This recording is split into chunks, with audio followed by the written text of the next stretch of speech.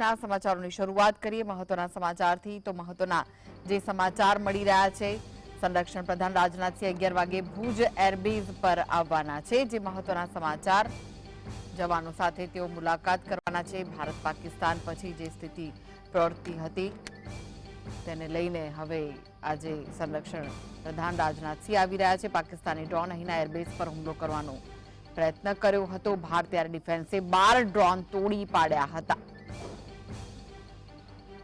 તો ભુજ એરબેઝને પણ બંધ કરવામાં આવ્યું હતું બપોરે 1:30 વાગે રાજનાથસિંહ દિલ્હી જવા રવાના થશે અને 11 વાગે તેઓ ભુજ એરબેઝ આવી રહ્યા છે સંરક્ષણ પ્રધાન રાજનાથસિંહ 11 વાગે ભુજ એરબેઝ પર આવવાના છે જવાનો સાથે તેઓ મુલાકાત કરશે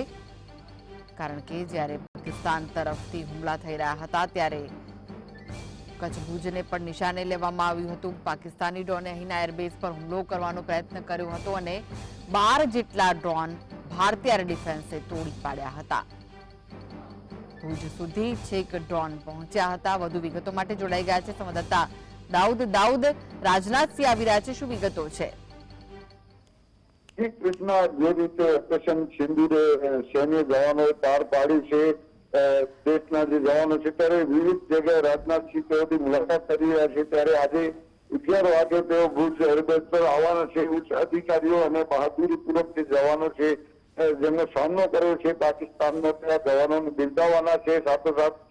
એક સરહદી વિસ્તાર છે અતિ સંવેદનશીલ વિસ્તાર માનવામાં આવે છે પાકિસ્તાન નજીક આવેલો જિલ્લો છે ત્યારે અહીં પણ 12 જેટલા ડ્રોન તોડી પાડવામાં આવ્યા છે જે એરબેઝ પર હુમલો કરવાની કોશિશ કરવામાં આવી હતી જેને સૈન્યના જવાનોએ નાકામ બનાવી હતી ત્યારે એરબેઝ પર આજે જવાનો સાથે તેઓ મુલાકાત કરશે 11 વાગ્યાથી 1:30 વાગ્યા સુધીમાં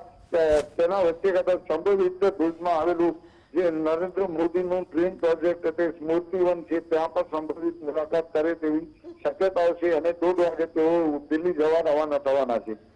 જી જી જી આભાર દાઉદ સમગ્ર માહિતી આપવા માટે